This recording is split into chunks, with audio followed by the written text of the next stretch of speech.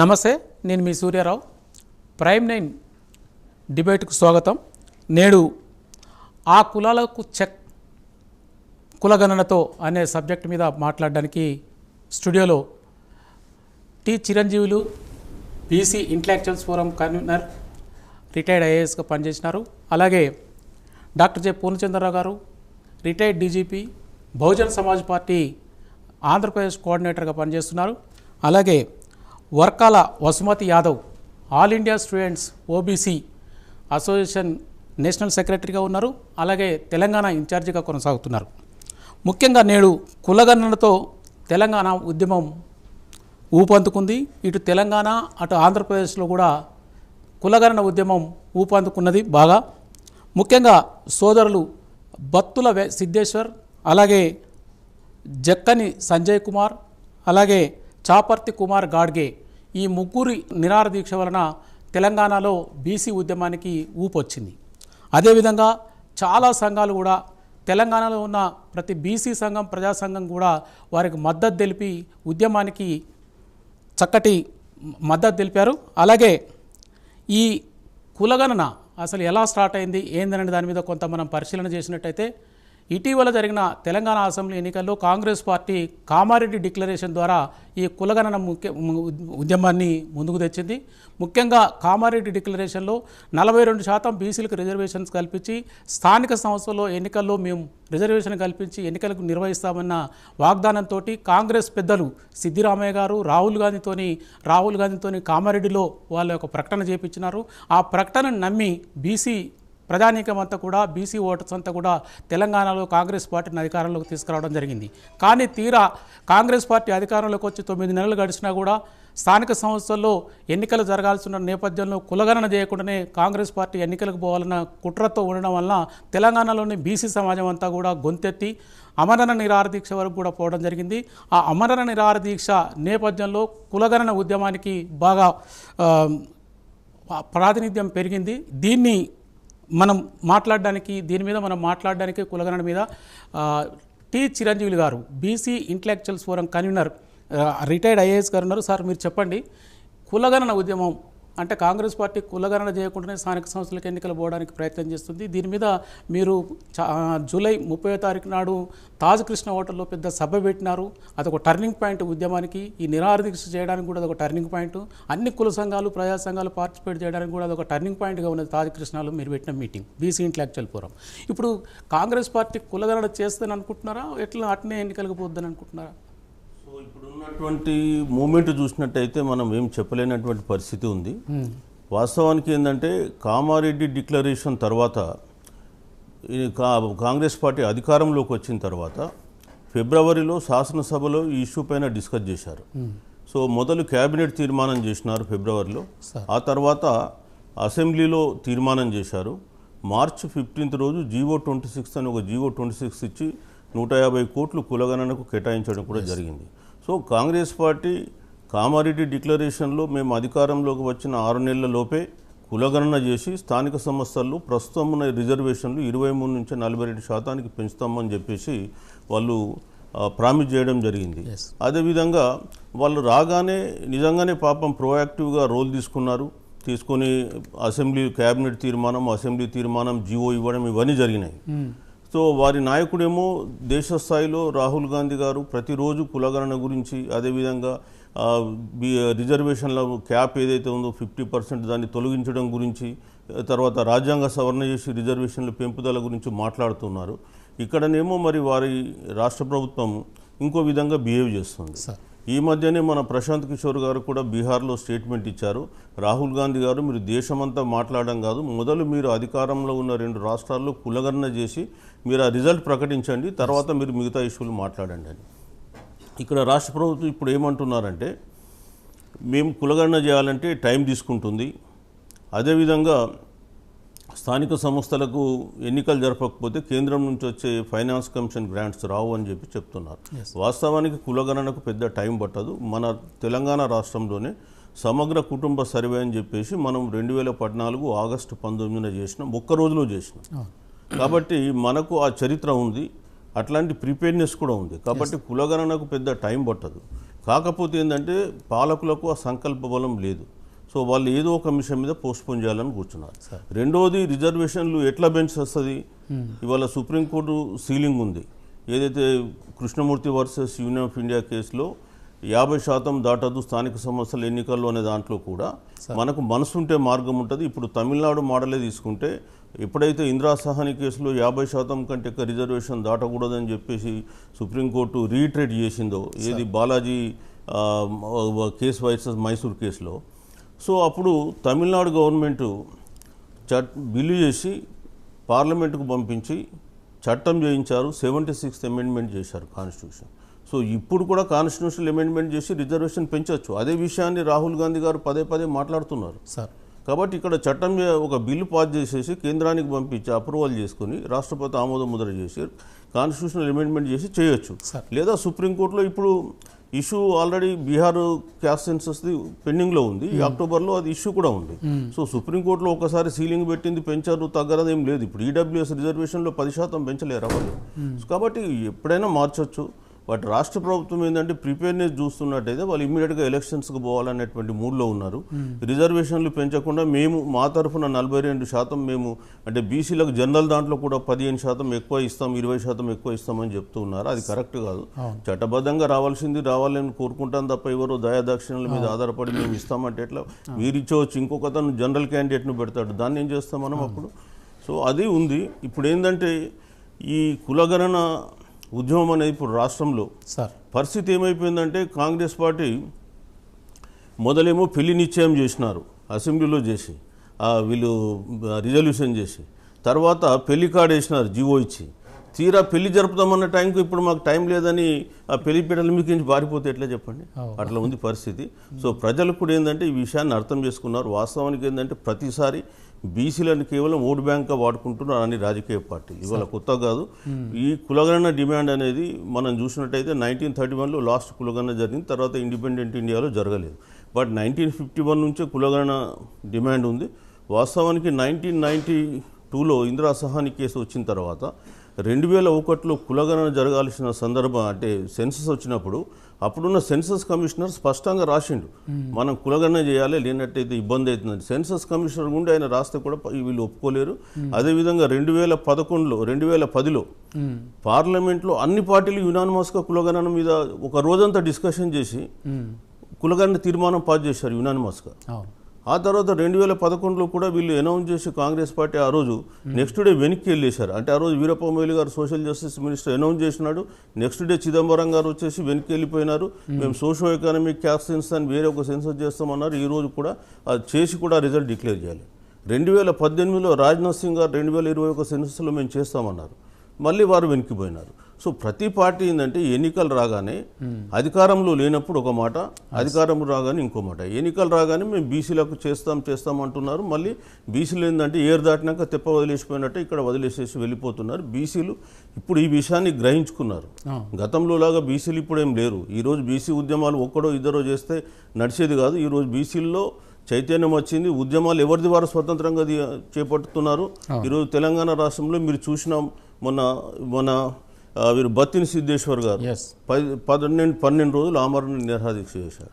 అతనితో కూర్చున్నటువంటి సంజయ్ కుమార్ గారు ఒక 8 days ఉన్నారు. అతనికి కొంత హెల్త్ ప్రాబ్లం వచ్చి మానేసినాడు.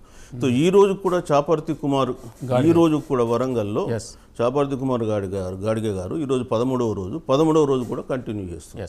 సో కాబట్టి ఉద్యమం అనేది తెలంగాణలో కొత్త కాదు. తెలంగాణ అంటేనే ఉద్యమాల కిల్ల. ఖచ్చితంగా తెలంగాణలో ఎవరికి వినేది ప్రజలకు చెప్పాల్సిన అవసరం లేదు. ఉద్యమాలు ఎట్లా చేయాలి, ఎట్లా సాధించుకోవాలో తెలుసు. ఈ గడ్డ మీద అనేక ఉద్యమాలు జరిగినాయి. సాయుధ తెలంగాణ పోరాటం నుంచి పెట్టుకుంటే ములికి, నాన్ ములికి, తెలంగాణ తొలి దశ, మావోయిస్టు ఉద్యమాలు, మలి దశ తెలంగాణ రాష్ట్ర సాధన, ఇవన్నీ జరిగినటువంటి రాష్ట్రం ఇది.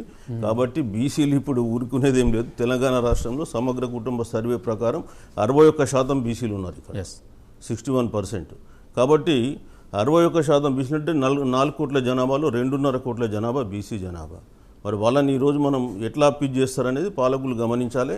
సో వాళ్ళు మేము చేయము, మేము మొండిగా పోతాం అనుకుంటే ప్రజలే దానికి సమాధానం చెప్తారు, తీర్పు చెప్తారు. సార్ పూర్ణచంద్ర గారు, మీరు చెప్పండి, ఇది అంతా కూడా మీరు గమనిస్తున్నారు, మీరు పార్టిసిపేట్ చేస్తున్నారు. ముఖ్యంగా ఆంధ్రప్రదేశ్లో కూడా కులగణన వరకు బీసీ సంఘాలతో మీరు రౌండ్ టేబుల్ సమావేశాలు పెడుతున్నారు. అట్లనే హైదరాబాద్లో కూడా బీసీ ఇంటలెక్చువల్స్ ఫోరం నిర్వహించే సదస్సుల్లో కూడా మీరు పార్టిసిపేట్ చేస్తున్నారు.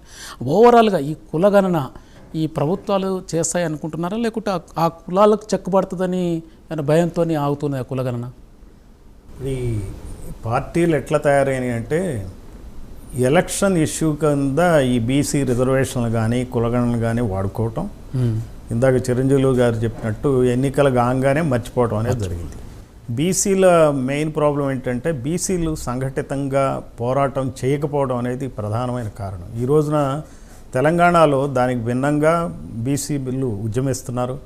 నేను కూడా మొన్న గాంధీ హాస్పిటల్లో అమరణ నిరాహార చేస్తున్నటువంటి సిద్ధేశ్వర్ గారిని పరామర్శించడం జరిగింది. విరమింపజేయ కార్యక్రమాల్లో కూడా పాల్గొన్నా.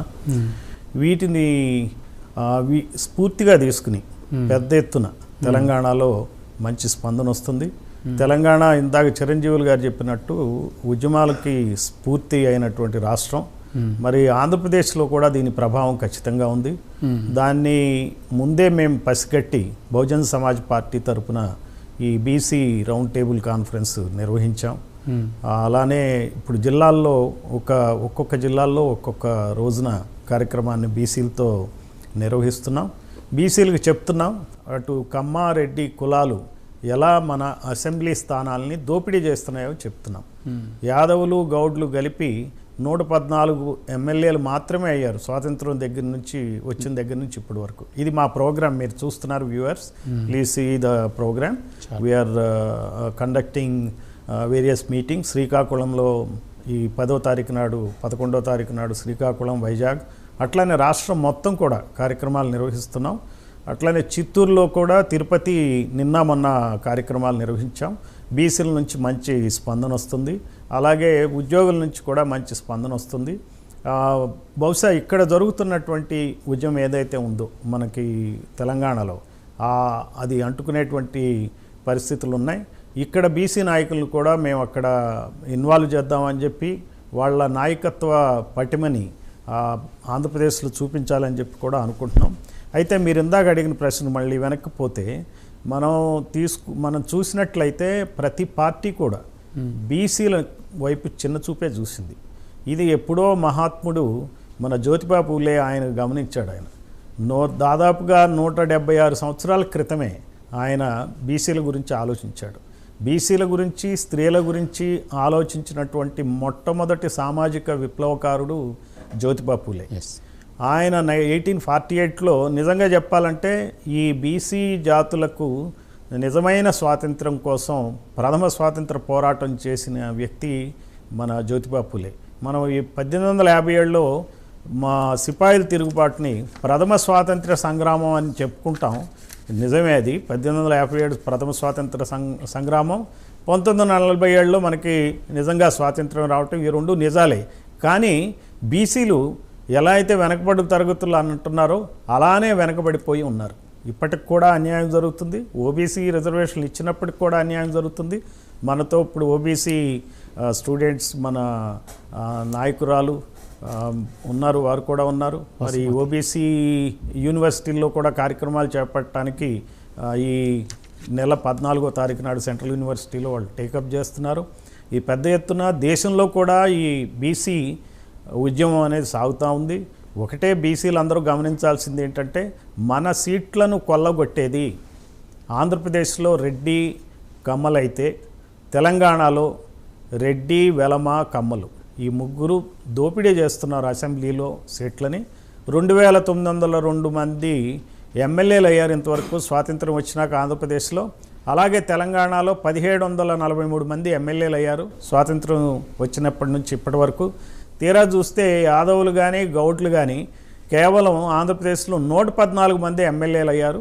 మరి ఇదే కనుక మనం రెడ్డి, కమ్మ, తర్వాత వెలమ ఈ వీళ్ళని చూసుకున్నట్టయితే దాదాపుగా 1500 మంది ఎమ్మెల్యేలు అయ్యారు ఆంధ్రప్రదేశ్లో. మరి ఇక్కడ చూస్తే దాదాపుగా 800 పైచిలకు ఎమ్మెల్యేలు అయ్యారు ఏది మన తెలంగాణలో. సో ఈ అన్యాయాన్ని ప్రజలకి బీసీ సంఘాల ద్వారా, మరి స్టూడెంట్ సంఘాల ద్వారా, మీడియా ద్వారా, సోషల్ మీడియా ద్వారా మనం చెప్పాలి. చెప్పినప్పుడు ఎప్పుడైతే రాజకీయంగా మనం అసెంబ్లీలో స్థానాన్ని సంపాదిస్తామో మనకి కావాల్సినటువంటి బీసీలకు కావాల్సినటువంటి అభివృద్ధి కార్యక్రమాలు కానీ లేకపోతే ఏ విద్యా ఉద్యోగ కార్యక్రమాలు కానీ సజావుగా సాగాలి అంటే, బీసీలకు పనికొచ్చేటువంటి కార్యక్రమాలు అమలు కావాలంటే ప్రభుత్వంలో పాత్ర లేకుండా మనకి సాధ్యం కాదు. కాబట్టి బీసీలందరూ గమనించాలి. జ్యోతిబా పూలే స్ఫూర్తితో, అంబేద్కర్ స్ఫూర్తితో మనం ముందుకెళ్ళాలి. ఇది ఎక్కడ వాళ్ళు అక్కడే, ఎలా వీలైతే అలా ఉద్యమం చేపట్టాలి. ఎంప్లాయీస్ కూడా దీనికి ముందు రావాలి. మేము ఎంప్లాయీస్ అందరూ కూడా ఇటువంటి ఉద్యమానికి తమ వంతుగా ఏదో ఒక రూపంలో వాళ్ళు ఫైనాన్స్ కూడా చేయాల్సి ఉంటుంది. 100 రూపాయలు 1000 రూపాయలు ఇవ్వాలి. ఈ స్టూడెంట్స్ అందరూ కూడా చాలా అసంతృప్తి ఉన్నారు. అటు ఉస్మానియా యూనివర్సిటీ కానీ, ఇటు ఆంధ్ర యూనివర్సిటీ కానీ చాలా చోట్ల విపరీతమైనటువంటి అన్ఎంప్లాయ్మెంట్తో ఈ అసంతృప్తితో ఉన్నారు. ఈ బీసీల రిజర్వేషన్కి వచ్చినటువంటి ఉద్యోగాలను కూడా ఈ రోజున మనకి ఈడబ్ల్యూఎస్ అని చెప్పి, ఎకనామికల్లీ వీకర్ సెక్షన్స్ అని చెప్పి 10% రిజర్వేషన్స్ ఇచ్చి అక్కడ కూడా ఉద్యోగాల దోపిడీ సాగుతూ ఉంది. తక్కువ మెరిట్ ఉన్నటువంటి ఈడబ్ల్యూఎస్ ఉద్యోగులకి, విద్యార్థులకి, అభ్యర్థులకి ఉద్యోగాలు ఇస్తున్నారు. ఎక్కువ మెరిట్ ఉన్నటువంటి బీసీలకు కూడా ఈ రోజున ఉద్యోగాలు రాని పరిస్థితి ఏర్పడుతుంది. కాబట్టి ఇది నిజంగా చెప్పాలంటే ఈ రోజున భారతదేశంలో 2 తెలుగు రాష్ట్రాల్లో చాలా సీరియస్గా ఉన్నాయి పరిస్థితులు. ఇది ప్రభుత్వాలు నిద్ర మేల్కోవాలి, అధికారాన్ని పంచాలి. ఈ సమస్యలన్నిటి ఎడలా కూడా వాళ్ళు ఉద్యమించాలి. ఆంధ్రప్రదేశ్కి వచ్చేటప్పటికి ఈ స్థానిక సంస్థలకి 42%, మనం 34% రిజర్వేషన్లు ఇస్తామని చెప్పారు. దాని అమలు దిశగా చంద్రబాబు ప్రభుత్వం ఏం పనిచేయట్లేదు.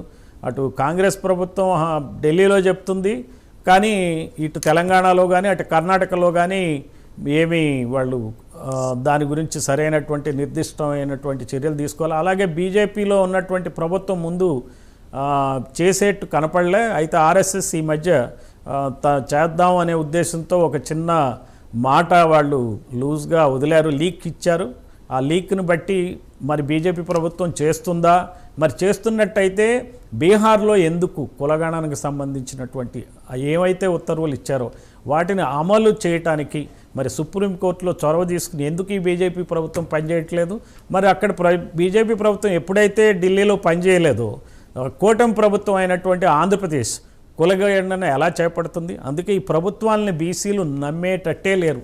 అటు కాంగ్రెస్ కానీ, ఇటు బీజేపీ కానీ, ఇక్కడ ఉన్నటువంటి టీడీపీ కానీ, ఏ పార్టీని కూడా ఈ రోజున బీసీ ప్రజలు నమ్మే పరిస్థితి లేరు. 2029 మెయిన్ ఎలక్షన్స్ వరకు మనం వెయిట్ చేయాల్సిన అవసరం లేదు. వచ్చే స్థానిక సంస్థల ఎలక్షన్స్ ఏవైతే జరుగుతున్నాయో బీసీలు అందరూ కూడా ఏ చర్యలైతే తీసుకొని ఈ ప్రభుత్వాలని ఆ స్థానిక సంస్థల్లో గట్టిగా ఓడించాలి. సో మా పార్టీ బహుజన్ సమాజ్ పార్టీకి మద్దతు పలకండి. దీని ద్వారా కూడా వాళ్ళకి అర్థమవుతుంది, బహుజన్ సమాజ్ పార్టీకి కనుక ఓట్లు వేసుకున్నట్టయితే అదొక ఇండికేటర్. ఈ రోజున సర్వేలు ఎట్లా చేస్తున్నారో అలానే అదొక ఇండికేటర్, ఒక రిఫరెండం లాగా తయారవుతుంది. కాబట్టి బహుజన్ సమాజ్ పార్టీకి ఓట్లేసి ఈ ఏవైతే ప్రభుత్వాలు, అటు కూటమి ప్రభుత్వం ఆంధ్రప్రదేశ్లో, ఇటు కాంగ్రెస్ ప్రభుత్వం, అట్లనే బీజేపీ ఢిల్లీలో వీళ్ళకి సరైనటువంటి బుద్ధి చెప్పాలని చెప్పి ఈ సందర్భంగా నేను కోరుతున్నాను. ఓకే, థ్యాంక్ యూ పూర్ణచంద్ర గారు. వసుమతి గారు, మీరు చెప్పండి, కులగణన ఉద్యమం చాలా పెద్ద ఎత్తున లేస్తున్న సందర్భంలో విద్యార్థి విభాగం మీరు all India OBC students association national సెక్రటరీగా ఉన్నారు, అట్లనే తెలంగాణ ఇన్ఛార్జిగా ఉన్నారు. ఇప్పుడు మీరు సెప్టెంబర్ 14 నుంచి యూనివర్సిటీలలో ఉద్యమం స్టార్ట్ చేయాలి, కులగణనకు మద్దతు కానీ ఒక ప్రోగ్రామ్ తీసుకున్నారు. అంటే ఆల్ ఇండియా లెవెల్ చేస్తున్నారా, హైదరాబాద్ సెంట్రల్ యూనివర్సిటీ వరకు పరిమితమా? లేదండి, ఇది మేము ఆల్ ఇండియా లెవెల్లో చేస్తున్నాము. మా association all India OBC students association. అందులోనూ ముఖ్యంగా చెప్పాలి అంటే మా అసోసియేషన్ గత 5-6 సంవత్సరాల నుంచి కూడా కులగణన చేపట్టాలి అని ఎంతో పోరాడుతున్నాము. ఈ సంవత్సరం కూడా జనవరి 8వ తారీఖు కూడా మేము సత్యాగ్రహం చేశాము. కులగణన జరగాలి. ఎందుకు అంటే కులగణన జరిగినప్పుడే ఎంత శాతం మంది ఓబీసీలు ఉన్నారు, వారికి రావాల్సిన ఇటు విద్యలో కావచ్చు, ఉద్యోగాల్లో కావచ్చు, రావాల్సిన రిజర్వేషన్లతో పురోగతి సాధించగలుగుతాము అనేది మా ముఖ్య ఉద్దేశము. సార్ వాళ్ళు అన్నట్టుగాను ఇప్పుడు కూడా ఓబీసీ విద్యార్థులు కానివ్వండి, ఓటులు కానివ్వండి, ఒక ఓటు వేసే వరకే వాళ్ళకి ఒక హక్కుని కలిగిస్తున్నారు. ఆ తర్వాత వాళ్ళని పట్టించుకోవట్లేదు. ముఖ్యంగా తెలంగాణలో విద్యార్థి లోకం వల్ల మనం సాధించినవి ఎన్నో. అందులో తెలంగాణ ఉద్యమంలో కూడా విద్యార్థులతోనే తెలంగాణ సాధించాం. అదేవిధంగా ఇప్పుడు మేము all India OBC students association నుండి యూనివర్సిటీ ఆఫ్ హైదరాబాద్లో సెప్టెంబర్ 14న సత్యాగ్రహం చేపడుతున్నాము. దీనికి వివిధ యూనివర్సిటీస్ నుంచి, ఢిల్లీ యూనివర్సిటీ నుంచి, జేఎన్యూ యూనివర్సిటీ నుంచి కూడా, మనకి బీహార్ యూనివర్సిటీ నుంచి కూడా ఓబీసీలు వస్తున్నారు. అదేవిధంగా మా యూనివర్సిటీలో ఉన్న వివిధ రాష్ట్రాలకు చెందిన ఓబీసీ విద్యార్థులందరూ కూడా ఐక్యమై ఆ రోజు సత్యాగ్రహం చేపడుతున్నాము. దాని ముఖ్య కారణం మన హక్కులని మనము పొందాలి అన్న ఒక ఉద్దేశంతో మనము చేస్తున్నాము. మరొక విషయం ఏంటంటే, తెలంగాణ వచ్చాక ముందు అనుకున్నట్టుగా నిధులు నియామకాల కోసమే తెలంగాణ ఏర్పాటు అనుకున్నాము. అందులో భాగంగా చూస్తే నియామకాలు ఎక్కడ అన్నవి ఇంకా చూడాలి. అందులోనూ ఓబీసీలు ఇంకా గత కొన్ని సంవత్సరాలుగా చదువుతున్నాము, కానీ నోటిఫికేషన్స్ లేవు. ఇంకా చదువుతూనే ఉండాలి అంటే ఎన్ని సంవత్సరాలు? ఓబీసీలు ఒకప్పుడు చదువు లేదు అన్నారు, ఇప్పుడు విద్య అనేది మాకు హక్కుగా మేము సాధించుకొని యూనివర్సిటీ లెవెల్లో మేము కాంపిటేటివ్ ఎగ్జామ్స్ రాస్తున్నాము, అందులో సీట్లు సాధిస్తున్నాము, మా విద్యా అర్హతను మేము పెంచుకున్నాము. కానీ కులగణన జరగకుండా వారికి కావాల్సిన హక్కులని వాళ్ళు పొందలేరు అని మేము భావిస్తున్నాము. అందుకోసం అనేసి యూనివర్సిటీ ఆఫ్ హైదరాబాద్లో సెప్టెంబర్ 14న సత్యాగ్రహ దీక్షని పూనుకున్నాము. ఒక వెరీ గుడ్, సంతోషం. సార్ చిరంజీవి గారు, మీరు చెప్పండి, ఇప్పుడు కులగణన మీద విద్యార్థి లోకం కానీ అన్ని సెక్షన్స్, ప్రజా సంఘాలు, కుల సంఘాలు ఇవన్నీ ఊవెత్తున లెగిసి ముందుకు పోవడానికి ప్రయత్నాలు చేస్తున్నాయి. అంటే ఓవరాల్గా పొలిటికల్ పార్టీలు, మొన్న సార్ అన్నట్టు బీజేపీకి బాగా వెన్నుదన్నుగా ఉన్నటువంటి ఆర్ఎస్ఎస్ కూడా ఇటీవల కులగణనకు మేము వ్యతిరేకం కాదని చెప్తున్నాయి. నిజంగా బీజేపీ పార్టీ కులగణనకు ఓకే ఉంటుందా సార్? ఈరోజు భారతదేశంలో కులగణన అనేది ఒక జాతీయ ప్రాధాన్యత అంశంగా మారిపోయింది. ఎస్, వాస్తవానికి రాహుల్ గాంధీ గారు మొన్న లోక్సభ ఎన్నికల సందర్భంగా దీన్ని ఒక నేషనల్ ఇష్యూగా చేశారు. కాబట్టి ఈరోజు ఏ పార్టీ అయినా కులగణన గురించి మాట్లాడకుండా ముందుకు పోయే పరిస్థితుల్లో లేదు. ఈరోజు బీహార్లో కులగణన చేశారు, రిజల్ట్స్ పెట్టారు. ఇప్పుడు బీహార్ ఎలక్షన్స్ రాబోతున్నాయి. ఈరోజు నేను బహుశా ఈరోజు రేపు బీహార్లో కూడా కులగణన మీద రాష్ట్ర బంద్ ఏదో పెట్టినట్టు కూడా నేను పేపర్లు ఎక్కడో చదివినాను. But okay. So BJP party 2018లో వాళ్ళ హోమ్ మినిస్టర్ రాజ్నాథ్ సింగ్ గారు పార్లమెంట్లో స్టేట్మెంట్ ఇచ్చారు, మేము 2021లో కులగణన చేస్తాము సెన్సస్తో పాటు అని. మరి ఎవరు చెప్పారు అది? ఇవాళ ఎందుకు రివర్స్ స్టాండ్ తీసుకుంటున్నారు? 2018లో ఎందుకు ఇచ్చారు లోక్సభలో స్టేట్మెంట్? 2010లో మీరు ఎందుకు పార్లమెంట్లో రిజల్యూషన్ పాస్ చేయించారు? సో మీరే కదా. ఇప్పుడేమన్నంటే కులగణన చేస్తే దేశంలో డివిజివ్ ఫోర్సెస్ వస్తాయి. అరే దేశంలో కులగణన అంటే, ఇప్పుడు కులగణన అనేది దేశంలో కొత్తది కాదు, అది పాక్షిక ట్రూత్.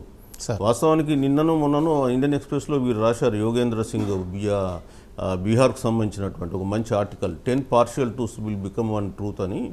సో దాంట్లో ఇప్పుడు వాస్తవంగా కూడా గమనించినట్టయితే ఈ సెన్సస్ చేసినప్పుడు మనం కులగణన చేస్తున్నాం. 25% పీపుల్ కులగణన జరుగుతుంది. ఇప్పుడు ఎస్సీ ఎస్టీలు ఉన్నారు. సో మనం అడుగుతున్నాం, మీరు ఎస్సీయా ఎస్టీయా? ఇతరుల ఎస్సీ అంటేనేమో మళ్ళీ సబ్ క్యాస్ట్ లేదని మళ్ళీ అడుగుతున్నాం, జాతి ఇంత అని రాస్తున్నాం సబ్ క్యాస్ట్లో. ఎస్టీ కూడా రాస్తున్నాం. ఇక రాయాల్సిందా, కాలం పెట్టాల్సింది ఒక ఓబీసీ కదా. సరే, ఈ మధ్య కాలంలో ఇంకొక వాదన తీసుకొచ్చి వాట్సాప్లో సర్క్యులేట్ చేస్తున్నారు, ఏంటంటే ముస్లింలలో కూడా ఉపకులాలు ఉన్నాయి, వాళ్ళది కూడా చేయాలన్నా.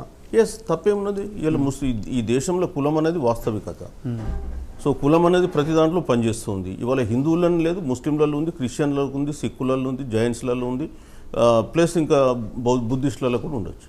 కాబట్టి ఏ కులంలో ఉన్నా, ఏ రిలీజియన్లో ఉన్నా మీరు చేయండి, కాదనేది ఎవరు అర్థం లేదు. కాకపోతే దానికి కావాల్సినట్టు అప్రోప్రియేట్ ఫార్మేట్ డిజైన్ చేయాలి. అందులో పెద్దగా మార్పులు చేర్పులు కూడా అవసరం లేదు. మినిమం కాలమ్స్ పెట్టేస్తే సరిపోతుంది.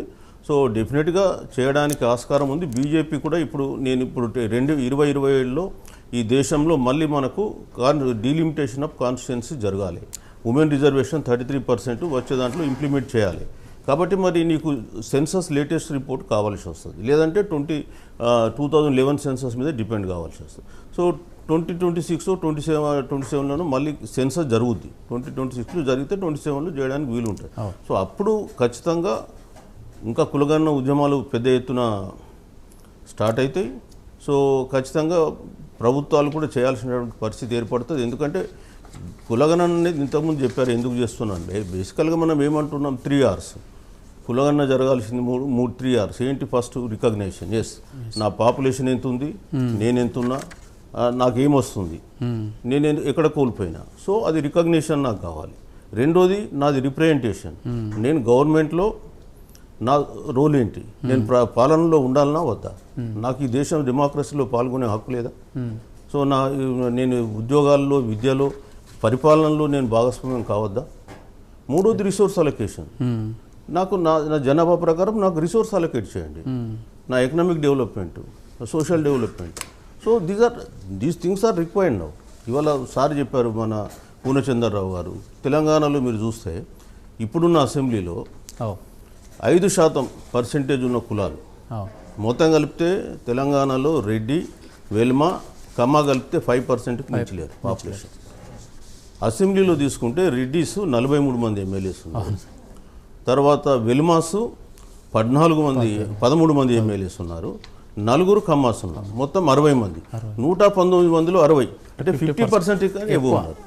నేను చెప్పేది ఓన్లీ 5%. అదే బీసీలోకి వచ్చేస్తే 61% జనాభా ఉన్నారు. సరే, హిందూ బీసీలు అంటే 51%.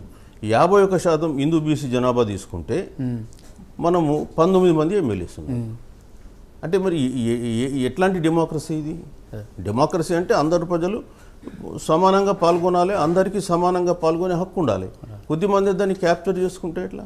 సో ఇప్పటి వరకు కూడా బీసీలకు వారు ఇంతకుముందు చెప్పిన డెమోక్రసీ అనేది బీసీలకు రాలే, యాక్చువల్లీ భారతదేశంకి వచ్చింది కానీ partial democracy only people have got. So independence ఇండియాకు వచ్చి ఉండొచ్చు, బట్ తెలంగాణ భారత యూనియన్లో కలవచ్చు, that's a different issue. But బీసీలకు మటుకు ఇప్పటి వరకు కూడా పార్షియల్ ఇండిపెండెన్స్, పార్షియల్ డెమోక్రసీ అనేది చెప్పక తప్పదు. అందుకనే బీసీలు వాళ్ళు తెలుసుకున్నారు జరుగుతున్నటువంటి నష్టం ఏంటి, సో ఆ నష్టాన్ని మేము ఎట్లా నివారించుకోవాలి, ఏ విధంగా ముందుకు పోవాలి. అందుకనే ఖచ్చితంగా బీసీ సంఘాలు కూడా ఈరోజు ఉద్యమిస్తున్నాయి. తెలంగాణ మొదటి నుంచి కూడా నేను ఇంతకుముందు చెప్పిన ఉద్యమాల గడ్డ, ఇక్కడ ఉద్యమాలకి ఏం కొరత లేదు.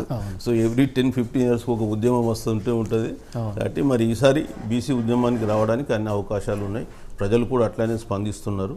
సో మరి ఈరోజు దేశవ్యాప్తంగా కూడా కులగణన పైన చర్చ జరుగుతుంది. మీరు అన్న ప్రశ్నకు ఖచ్చితంగా కులగణన ఈ దేశంలో జరిగే అవకాశం ఉందని నేను మాత్రం నమ్ముతున్నాను. సార్, ఒక చిన్న ఇంటర్వ్యూ, బ్రిటిష్ వారు కులగణన చేసినప్పుడు సబ్ క్యాస్ట్ వైజ్ చేసినారా, ఓన్లీ బీసీఎస్? లేదు, అప్పుడు బీసీ అనే పదమే లేదు. యాక్చువల్గా బీసీ అనేది 1951 నుంచి మనం మాట్లాడుతున్నాం. అప్పుడు డిప్రెస్డ్ క్యాస్ట్లను ఉండేది బ్రిటిష్ వాళ్ళు ఉన్నప్పుడు. అయితే బ్రిటిష్ వాళ్ళు ప్రతి కులంది చేశారు అది. సో 1881 నుంచి 1931 వరకు అన్ని కులాలు మొత్తం ఈ దేశంలో, ఇంక్లూడింగ్ మనం నైజాం స్టేట్, మనం ఉన్నది నైజాం స్టేట్, నైజాంలో కూడా 1881 నుంచి 1931 వరకు కూడా కులగణన చేసినారు. ఒక్కొక్క కులం మీద ఒక్కొక్క మంచి బుక్ వాళ్ళు పబ్లిష్ చేసినారు. ఈరోజు నేను రెవెన్యూ ఆఫీసర్గా ఉన్నప్పుడు కొన్ని కులాల గురించి చర్చ వచ్చినప్పుడు, అంటే కులం పేరు నేను చెప్పదలుచుకోలేదు, బట్ ఆ కులం డాటా అయిందని నేను తీసినప్పుడు 1931 గజెట్ తీసుకొని నేను ఫైనల్ చేశాను. వాళ్ళ ఆచార వ్యవహారాలు ఏంటి, వాళ్ళు ఎట్లా బిహేవ్ చేస్తారు. సో ఆ విధంగా మనకు బ్రిటిష్ గవర్నమెంటే కాదు, నైజాం స్టేట్లో కూడా కులగణన క్యాస్ట్ వైజ్గా చేస్తున్నారు. అయితే క్యాస్ట్ వైజ్ చేయబట్టే కొన్ని కులాలు ఈరోజు మంచి ఆర్థికంగా అభివృద్ధి అయింది. అవును. అది పూర్ణచంద్ర గారు, బ్రిటిష్ వాళ్ళే కులాల వారీగా కులగణన చేసిన తర్వాత మనం స్వతంత్రం తెచ్చుకొని, అది పార్షియలా వాటెవర్ ఇట్, మనం ఎందుకు ఈ పాలక వర్గాలు కులగణన మీద ఇంతగానం కష్టపెడుతున్న బ్యాక్వర్డ్ క్లాస్ సమాజం? ఇప్పుడు బ్రిటిష్ వాడు తన పాలన పటిష్టంగా జరగాలంటే ఈ మతం గురించి తెలుసుకున్నాడు, ప్రాంతం గురించి తెలుసుకున్నాడు, ఈ అడవుల్ని సర్వేలు చేశారు, మైన్స్ సర్వేలు చేశారు, అన్ని రకాలైనటువంటి కార్యక్రమాలు చేపట్టారు. ఈరోజు సర్వే ఆఫ్ ఇండియా మ్యాప్స్ అన్నీ వాళ్ళ కాలంలో చేసినవి, అంతే. రైళ్ల నెట్వర్క్ అంతా వాళ్ళ కాలంలో చేసింది దాదాపుగా. అంటే నేను చెప్పేది ఏంటంటే, ఇందులో పటిష్టమైన పాలన అందించాలంటే వాళ్ళకి అర్థమైంది కులమే బేసిక్ థింగ్ ఫర్ ఇండియన్స్ అని. అసలు కులం అనేది ఈ ప్రపంచంలో ఎక్కడా లేని కులం ఇక్కడ మాత్రమే ఉంది. ఇది చాలా పటిష్టమైంది. ఒక గ్రామాన్ని ఏలేది కులమే. గ్రామంలో కానీ మండలంలో కానీ కులం బలంగా ఉన్న చోట పోలీస్ స్టేషన్లు అక్కర్లే, ఎందుకంటే వాళ్లే పోలీసులుగా వ్యవహరిస్తారు. ఎప్పుడైతే మనం ఒక పోలీస్ స్టేషన్ పెడతామో అప్పుడు ఇవి చట్ట ప్రకారం బాధితులు కనుక పోలీస్ స్టేషన్కి వస్తే ఏ కులాల నియంత్రణలో అయితే ఆ మండలం ఆ విలేజ్ ఉందో వాళ్ళ పట్టు తప్పిపోతుంది అనమాట. అందువల్ల ఏంటంటే కులం చేతుల్లోనే గ్రామం కానీ మండలం కానీ రాష్ట్రం కానీ దేశం కానీ ఉంది అని వాళ్ళు గమనించారు. కాబట్టి ఆ కులాల సంగతి తెలుసుకుందామని చెప్పి క్యాస్ట్ సెన్సెస్ అనేది వాళ్ళు తయారు చేశారు. ప్రతి ఒక్క కులం నంబరు తెలుసుకోవటానికి, అలవాట్లు తెలుసుకోవటానికి, ఆర్థిక పరిస్థితులు తెలుసుకోవటానికి అన్నిటికీ వాళ్ళు వాడుకున్నారు. అయితే స్వాతంత్ర్యం వచ్చినాక మరి వీళ్ళు చేయటానికి ఏంటంటే ఈ కులస్తుల చేతిలోనే కదా ప్రభుత్వాలు ఉన్నాయి. ఇప్పుడు బ్రాహ్మణులనే ఎగ్జాంపుల్ తీసుకుందామండి, కాయస్థలను ఎగ్జాంపుల్ తీసుకుందాం. వాళ్ళు అటు స్వాతంత్ర సంగ్రామంలో కాంగ్రెస్ పార్టీలో నాయకత్వం వహించారు. కాంగ్రెస్ పార్టీ వాళ్ళ చేతుల్లోనే ఉంది. మరి కాంగ్రెస్ పార్టీ చాలదన్నట్టు 1925లో హిందూ మతవాదాన్ని నిలుపుకోవటం కోసం ఆర్ఎస్ఎస్ను పెట్టారు. ఆ తర్వాత అక్కడ ఉన్నటువంటి రాజుల దగ్గర దివాంజీలుగా, ఇప్పుడు బరోడా మహారాజు కానీ వేరే మంత్రులుగా ఉన్నది కూడా ఈ బ్రాహ్మలు, కాయస్థలు, వైశ్యులే. అదే కాకుండా బ్రిటిష్ అడ్మినిస్ట్రేషన్లో కూడా ఐసిఎస్ అధికారులుగా కానీ ఐపీ అధికారులు కానీ ఉన్నది ఎవరు? రాజవంశీకులు, ఈ బలమైన కులాలకు చెందిన వాళ్ళు. అదే కదా మీకు తమిళనాడులో జరిగింది. తమిళనాడులో బ్రాహ్మణుల యొక్క ఆధిపత్యం పెరగటం వల్లనే కదా పెరియార్ ఉద్యమం చేపట్టాడు. బ్రిటిష్ కాలంలోనే జరిగింది. ఆ సమయంలో ఏం చేశాడు? ఆయన గమనించాడు బ్రాహ్మణేతరులకు రిజర్వేషన్ కావాలని ఆయన పోరాడాడు. 84% రిజర్వేషన్ 1921లోనే వచ్చింది. అంతకుముందు సాహు మహారాజ్ కూడా ఆయన బ్రాహ్మణేతరులకు రిజర్వేషన్ ఇవ్వటం జరిగింది. సో స్వాతంత్ర్యం వచ్చినాక మనం ముఖ్యంగా ఈ సౌత్ ఇండియన్ స్టేట్స్లో బ్రాహ్మణుల ఆధిపత్యం తగ్గిపోయింది. అక్కడ టంగుటూరి ప్రకాశం పంతులు సీఎంగా ఉన్నాడు, ఇక్కడ బూర్గుల రామకృష్ణరావు ఆయన ఉన్నాడు. వాళ్ళు ఇద్దరిని కాదని రెడ్ల ఆధిపత్యంలోకి ఈ రాష్ట్రం వెళ్ళిపోయింది. సో మరి రెడ్లు రాజ్యం వెళ్తున్నప్పుడు నెహ్రూ ఒక రెడ్డిని మార్చి ఒక ఎస్సీని దళిత ముఖ్యమంత్రిని చేయాలని చెప్పి చూశాడు ఆయన. ఎవరు? దామోదరం సంజయ్ చేసినప్పుడు ఆయన నిలపలేకపోయాడు. దామోదరం సంజయ్ గారి హయాంలోనే మనకి బీసీల రిజర్వేషన్లు ఇవ్వటానికి బీజం పడింది. అయితే ఆ సమయంలో ఆయన ఆధ్వర్యంలోనే కాంగ్రెస్ గెలుస్తుంది. గెలిచినప్పటికీ కూడా ఆ సీఎంని ఆయన ఉంచకుండా నీలం సంజయ్ రెడ్డిని ముఖ్యమంత్రిగా నెహ్రూ అపాయింట్ చేయాల్సి వచ్చింది అని అంటే అర్థం ఏంటి? నెహ్రూ కూడా ఈ కులాల బారిన పడ్డాడు. తన రాజకీయంలో తన వరకు తను ప్రైమ్ మినిస్టర్గా ఉండాలంటే ఈ కులాలను కాదనలేని పరిస్థితి. ఈ రెడ్డి ఈ కులాన్ని కాదనలేను. అలానే ఇందిరాగాంధీ కూడా ఆమె కాలంలో కూడా తన పదవి నిలుపుకోవాలంటే, కాంగ్రెస్లో ఆధిపత్యం ఉండాలంటే ఖచ్చితంగా ఈ రెడ్డి కులాన్ని కాదనలేని పరిస్థితి. అందుకని చెప్పి మండల్ కమిషన్ నివేదిక ఇచ్చినా కానీ దాని మీద చర్య తీసుకోవాలి. మనం అదెక్కటే ముగింపులో శివశంకర్ గారి విషయాలన్నీ వివరంగా రాశారు. సో ఆ తర్వాత వచ్చేటప్పటికి ఏమైపోయింది మీకు? ఈ ఎప్పుడైతే విపి సింగ్ గవర్నమెంట్ వచ్చిందో మండల్ కమిషన్ ఉద్యమం ఓ పక్కన చేస్తుంటే ఇంకో పక్కన మండల్ కమండల్ అని చెప్పి బీజేపీ స్టార్ట్ చేసింది. మరి బీజేపీ పార్టీ ఎవరి ఆధ్వర్యంలో ఉంది? బ్రాహ్మలు, బనియాల పార్టీ. మరి వేరే రాష్ట్రాల్లో అక్కడ ఉన్నటువంటి డామినెంట్ కమ్యూనిటీ క్యాస్ట్ ఏది ఉందో వాళ్ళ ఆధ్వర్యంలో ఉండే పార్టీ. అందువల్ల ఈ కులాలు, పెద్ద కులాలు ఎప్పుడైతే వెళ్తున్నాయో ఏ రాష్ట్రంలో కానీ దేశంలో కానీ, వాళ్ళు కులాల సంఖ్యని జనగణన వాళ్ళు చేయడానికి వాళ్ళకి ఇష్టం ఉండదు. బ్రిటిష్ వాళ్ళ పట్టు కోసం వాళ్ళు చేశారు. వీళ్ళకి ఏంటంటే పట్టు పోతుందని చేయదు అనమాట. ఇది దీంట్లో ఏం పెద్ద చిత్రమైన విషయం లేదు. సో రేపు అందువల్ల ఈ రకమైన కార్యక్రమాలు సాగుతున్నాయి కాబట్టి ప్రజలు గమనించాల ఎవరు అసెంబ్లీ మొత్తం ఏ కులంతో నిండింది. 16% బీసీ ఎమ్మెల్యేలు ఉన్నారు ఇక్కడ తెలంగాణ అసెంబ్లీలో, కానీ 60% మంది బీసీలు ఉంటారు ఇక్కడ. 3% ఉన్న, ఇందాక చెప్పినట్టు మన చిరంజీవులు గారు చెప్పినట్టు 3 కన్నా తక్కువ శాతం ఉన్న రెడ్లు ఇక్కడ 33% మంది ఎమ్మెల్యేలు అసెంబ్లీలో ఉన్నారు. అక్కడ ఆంధ్రప్రదేశ్లో 4%-5% ఉన్నటువంటి రెడ్లు 23% ఉన్నారు. 4% కన్నా తక్కువనో కొంచెం ఎక్కువనో ఉన్నటువంటి కమ్మలు 19% ఎమ్మెల్యేలుగా ఉన్నారు. చూడండి అసలు. అందుకనే ఈ ఆధిపత్యం అనేది కనుక మన వాళ్ళకి అర్థం కాకపోతే, బీసీలకు అర్థం కాకపోతే, బీసీ స్టూడెంట్స్ ఉద్యమించాలి. ఎందుకంటే రేపొద్దున ఈ దేశం బాగుపడాలంటే బీసీలు ఎప్పుడైతే అసెంబ్లీలోకి వస్తారో అప్పుడే సంపద అనేది పంచటం అనేది జరుగుతుంది. లేకపోతే ఈ ఎకనామిక్ డిస్పారిటీస్ ఇంకా తీవ్రంగా పెరిగిపోతాయి. బీసీలు అసలు ఎందుకు కొరగాకుండా పోతారు. కాబట్టి ఖచ్చితంగా అటు స్టూడెంట్స్ కానీ, ఇటు ఎంప్లాయీస్ కానీ, పౌరులు కానీ, ఈవెన్ రిటైర్డ్ బీసీ ఉద్యోగులు కూడా ఆలోచించి ఇది భారత ప్రజాస్వామ్యానికి ముప్పరమాట. బీసీలను కనుక ఇగ్నోర్ చేస్తే ఖచ్చితంగా ముప్పు ఎవరికంటే డబ్బున్న వాళ్ళకే ముప్పు. వీళ్ళు మరింత పేదలైతే ఎవరికే నష్టం అండి. పేదలు ఉంటే ఇప్పుడు నేను పోలీస్ ఆఫీసర్గా నేను చూసింది ఏంటి, ఎవరు క్రైమ్ ఎక్కువ చేస్తాడు, ఎవరైతే పవర్టీతో సతమతం అవుతాడో, పవర్టీ వల్లనే కదా నక్సలిజం వచ్చింది, పవర్టీ వల్లనే కదా రేపొద్దున ఒక ముస్లిం తీవ్రవాది తయారయ్యేది. ఎవరు సూసైడ్ బాంబర్గా ఎవరుంటాడు, డబ్బున్నవాడు ఎవడన్నా సూసైడ్ బాంబర్ అవుతాడా? కాడు. అందువల్ల ఆయుధాలు పట్టుకుని విప్లవాలు చేస్తారా? చేయరు. డబ్బున్న వాళ్ళ మీదకే చేసేది ఎవరో డబ్బు లేనివాడే. కాబట్టి పేదలు అధికమైనటువంటి పేదలు కనుక ఉన్నట్టయితే ఆ దేశానికి, ఆ రాష్ట్రానికి, అక్కడున్న ప్రజాస్వామ్యానికి ముప్పు. కాబట్టి విఘ్నతతో అయినా సరే ఈ పెద్ద కులాలు వ్యవహరించాలి.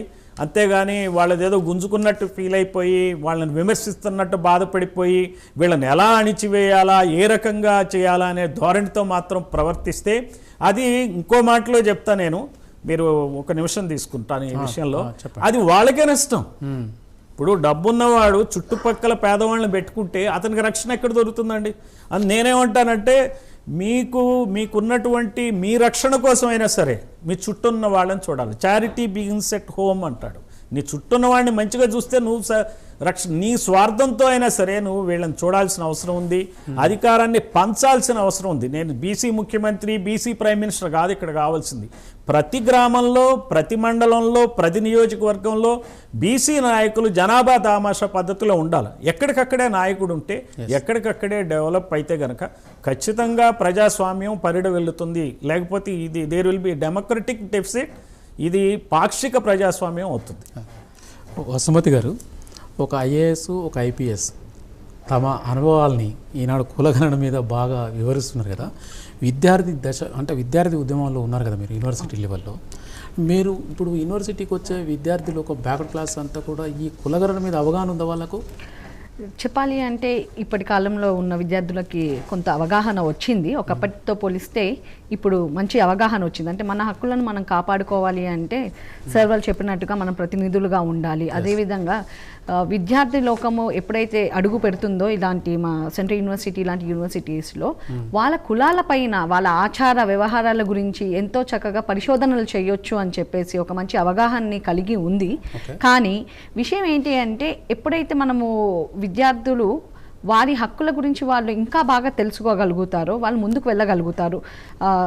సార్ చెప్పినట్టుగా రేపటి కాలంలో మన హక్కులను మనము సాధించుకోవాలి అంటే ఆ అధికారంలో మనము ఉంటే మనం ఇంకా చేసుకోవచ్చు.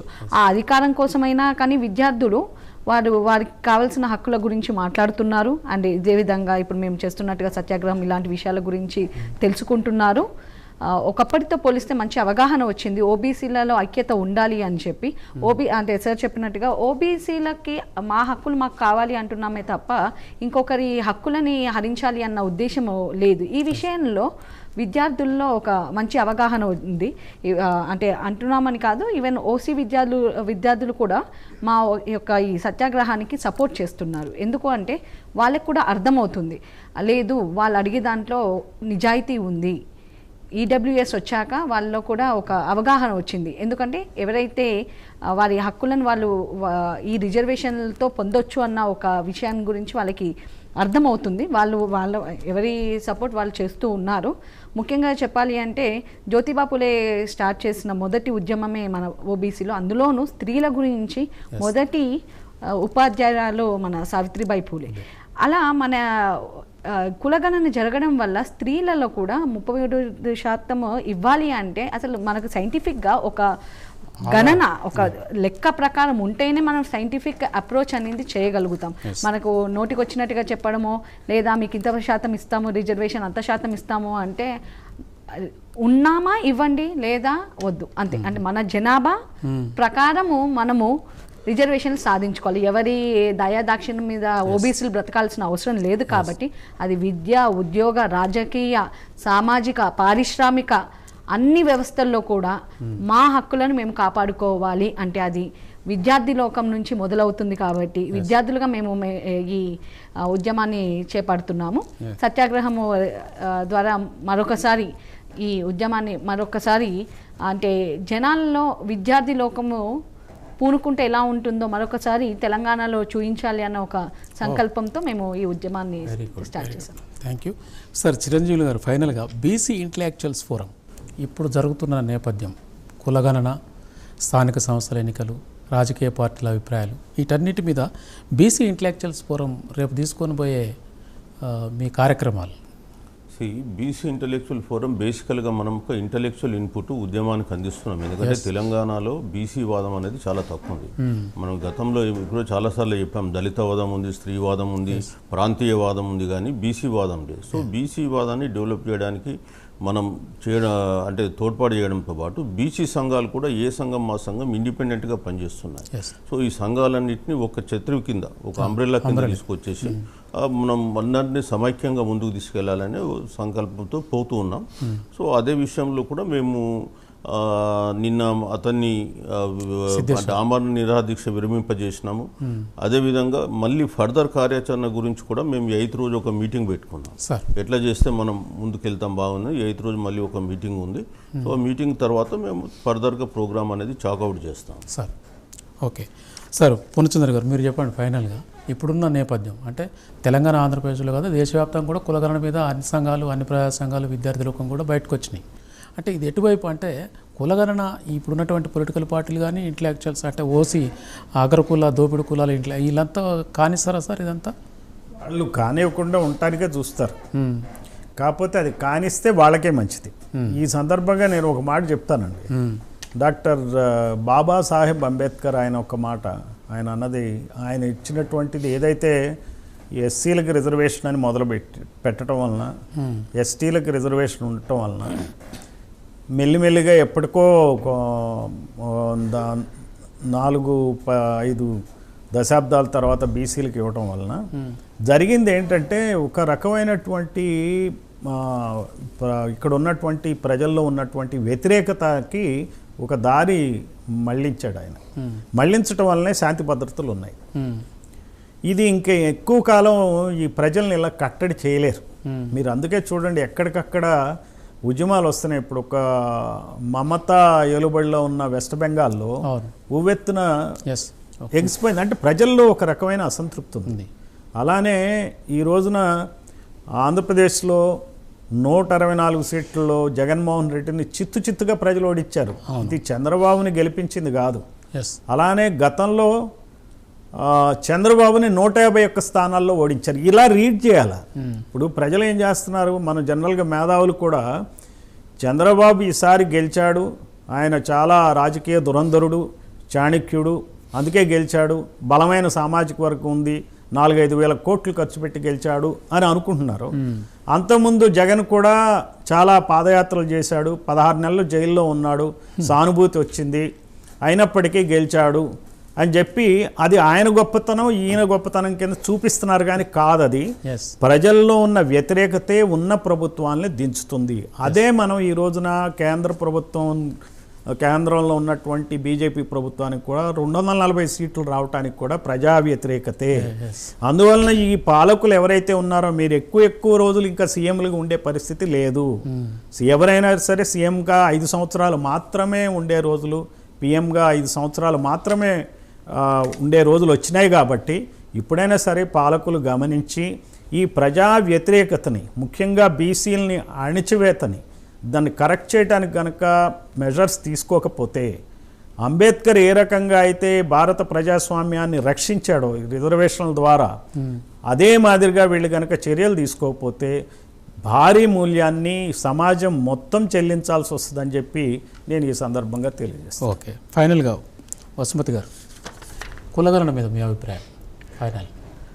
కులగణన చేపడితేనే సైంటిఫిక్గా మనము ఏదైనా పని, అంటే ఒక రిజర్వేషన్ అనే కాదు, ఎందులోనైనా కానీ వారి హక్కులను కులాల వారిగా చేసినప్పుడు వాళ్ళు విద్యలో ఎంతవరకు పురోగతిని సాధించారు, మరొకటి ఉద్యోగాలు ఎన్ని అవకాశాలు వచ్చాయి, ఇలాంటి విషయాల గురించి తెలుసుకున్నప్పుడే మన ఓబీసీల ఐక్యత ఈ ఈ సందర్భంగా మన ఓబీసీల ఐక్యత ముందుకు రావాలి. కులగణన ద్వారా మన హక్కులను మనం కాపాడుకోగలుగుతాము.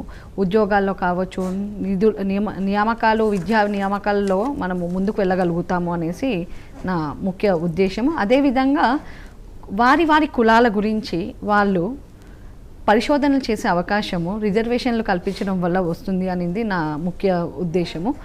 వారు మా యూనివర్సిటీస్లో అడుగు పెట్టినప్పుడు వారి కులాల గురించి ఏదైనా మాట్లాడాలి అన్నప్పుడు ఎక్కడ కూడా ఎలాంటి ఎవిడెన్స్ లేకుండా ఇంటెలెక్చువల్ పర్సన్స్తో మాట్లాడడానికి వీలుగా లేదు. కులగణన జరగడం ద్వారా వారి వారి కులాల గురించి, వారికి రావాల్సిన హక్కుల గురించి ఎంతో చక్కగా మాట్లాడగలుగుతారు, వివరించగలుగుతారు. రాబోయే తరం వారికి కూడా మనము ఎక్కడ ఆగిపోయాము అని ఎవరి కులాల వారిగా వారికి తెలుస్తుంది. దానితో మనం ఏం చెయ్యాలి అంటే ఎప్పుడైనా అంతే కదండి, మనకు ఒక డేటా ఉంటే దాని ప్రకారంగా మనం ఏదైనా చేయగలుగుతాము. ఇంత పర్సంటేజ్లో మనం ఆగిపోయాము, అది విద్యలోనా, పారిశ్రామిక రంగంలోనా అనేసి. అలా కులగణన చేయడం వల్ల ఎవరు ఎంతవరకు చేశారు అనేది, ప్లస్ మనకు రావాల్సిన రిజర్వేషన్ శాతాన్ని పెంచుకోవడం గురించి. 7% రిజర్వేషన్ ఇంత ఓబీసీలు అంటే లేకపోయినా కానీ 50% కన్నా ఎక్కువనే తెలంగాణలో ఉన్నారు. కానీ 7% రిజర్వేషన్ ఎంత మటుకు మనకి సరిపోతుంది. అదేవిధంగా ఎన్సీఎల్ కూడా ఉంది. 27% రిజర్వేషన్ ఎంతవరకు సరిపోతుంది. అండ్ అదేవిధంగా ఎన్సీఎల్ ఎస్సీ ఎస్టీకి లేని ఎన్సీఎల్ ఓబీసీకి ఎందుకు అనేది నేను ప్రతిసారి చెప్తూ ఉంటాను. ఎందుకు అంటే ఆర్థికంగా ఉన్న ప్రతి ఒక్కరికి విద్యారంగంలో ముందుకు రాగలగాల్సిన అవసరం ఓబీసీలకు ఎంతనైనా ఉంది. ఆర్థికంగా ఉన్నప్పటికీ వాళ్ళు విద్యారంగంలో వెనుకబడిన వర్గాలు ఎన్నో ఉన్నాయి. అందులో చెప్పాలి అంటే మా సామాజిక వర్గమైన యాదవుల వర్గంలో మాకు ఆర్థికంగా వాళ్ళు పశుపోషణతో ఉండొచ్చు, అంటే ఉన్న బీసీలలో. కానీ విద్యారంగంలో ఎంతవరకు ఉన్నారు? ఇప్పుడు ఆర్థికంగా నువ్వు ఎన్సీఎల్లో ఉన్నావు కాబట్టి నీకు విద్యా అర్హత లేదు అనడము అది కరెక్ట్ కాదు అనేది. ఇది ఇలాంటి విషయాల గురించి మేము సైంటిఫిక్గా ఒక ఎమ్మెల్యే అండ్ కొన్ని నియోజకవర్గాలలో, అంటే నేను తెలుసుకున్నంత వరకు కూడా కొన్ని నియోజకవర్గాలలో స్వాతంత్రం వచ్చి 1947లో, తర్వాత మనకు 1948లో తెలంగాణ నైజాం నుంచి కలిసినప్పటికీ కొన్ని నియోజకవర్గాల్లో ఇప్పటికీ ఒక బీసీ ఎమ్మెల్యే కాలేని నియోజకవర్గాలు ఉన్నాయని తెలుసుకున్నప్పుడు నాకు చాలా బాధ కలిగిన విషయం. అంటే ఇంకా మనం ఎక్కడ ఉన్నాము? కులాలు కాదు అసలు, ఈ బీసీలలో ఉన్న 136 కులాలలో 110 కులాలు ఇప్పటి వరకు అసెంబ్లీ గడప దొక్కలేదు. 110 కులాలు ఒకటి. రెండోది, కులగణన అనేది భారతీయ సమాజానికి ఒక ఎక్స్రే. నేను ఇంతకుముందు మీకు నేను రాసినటువంటిది, బీసీల అస్తిత్వం అనేది కులగణన పైన ఆధారపడి ఉంటుంది. మన సార్ ఎప్పుడు చెప్తారు, రాజకీయ అధికారం లేకపోతే అస్తిత్వం కోల్పోతామని. సో బీసీలు కూడా రాజకీయ అధికారం లేకపోతే అస్తిత్వం కోల్పోతారు. సో ఇక్కడ బీసీలు స్ట్రాంగ్గా ఉద్యమిస్తున్నారు కాబట్టి ఇప్పుడే అందిన వార్త ఏంటంటే, నాకు మహేష్ కుమార్ గౌడ్ గారిని పిసిసి ప్రెసిడెంట్గా ఇక్కడ పెట్టారు. సో మన బీసీ సంఘాలు గత చాలా కాలం నుంచి ఉద్యమిస్తున్నాయి. మనకు కూడా ఒక లెటర్ ఆల్ ఇండియా కాంగ్రెస్ కమిటీకి రాసినాం బీసీకే పెట్టాలని. సో మొత్తానికి బీసీలు ఉద్యమిస్తే ఒక మంచి జరుగుతుంది. మహేష్ కుమార్ గౌడ్ గారికి బీసీ ఇంటలెక్చువల్స్ ఫోరం తరఫున, తర్వాత బీసీ సంఘాల తరఫున అభినందనలు తెలియజేస్తాను. Thank you. మల్లన్నాను ఆయన తీసుకోవాలి. ఇప్పుడు తీన్మార్ మల్లన్నాను, మహేష్ కుమార్ గౌడ్ గారు కాంగ్రెస్ పార్టీ తరఫున ఆ బాధ్యత తీసుకుంటారని ఆశిద్దాం.